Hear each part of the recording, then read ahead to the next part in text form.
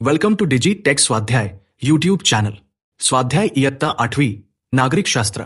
एक संसदीय शासन पद्धतीची ओळख विथ शॉर्ट आन्सर आणि 100% गुण मिळवून देणारी प्रश्नोत्तर. एक संसदीय शासन पद्धतीची ओळख. एक दिलेल्या पर्यायांपैकी योग्य पर्याय निवडून विधाने पुन्हा लिहा. एक संसदीय शासन पद्धती येथे विकसित झाली.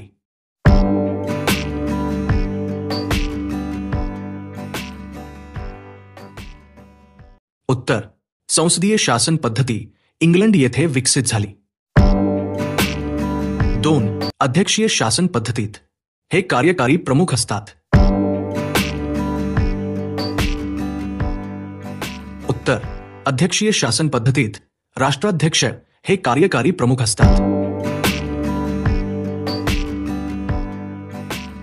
2 खालील तक्त्यातील माहिती पूर्ण करा. मंडळाचे नाव. 1 कायदेमंडळ.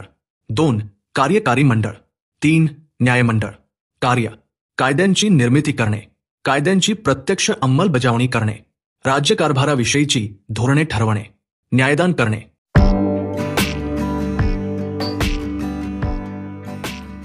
3 पुढील विधाने सकारण स्पष्ट करा.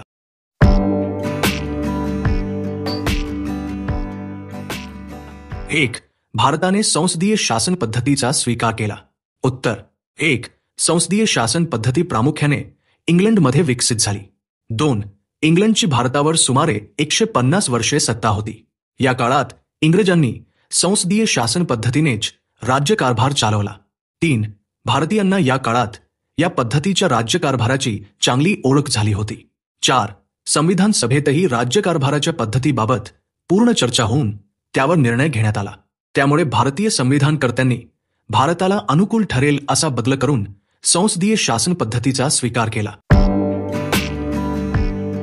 2 संसदीय शासन पद्धतीत चर्चा व विचार विनिमय महत्वाचे असते.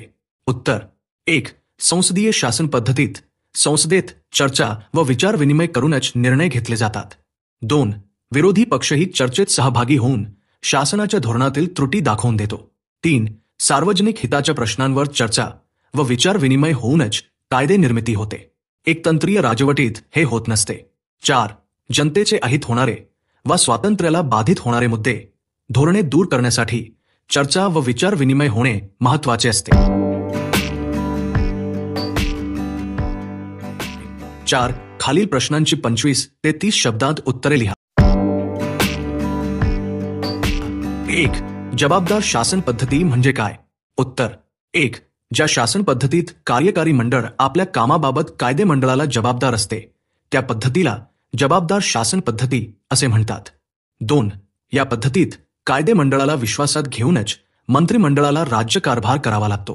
3 प्रत्येक मंत्री आपल्या खात्याचे निर्णय घेत असला तरी तो संपूर्ण मंत्रिमंडळाचा निर्णय मानला जातो. 4 प्रत्येक खात्याची धोरणे वा निर्णय ही संपूर्ण मंत्रिमंडळाची सामूहिक जबाबदारी मानली जाते. मंत्रिमंडळाच्या या सामूहिक जबाबदारीच्या पद्धतीलाच जबाबदार शासन पद्धती असे म्हणतात.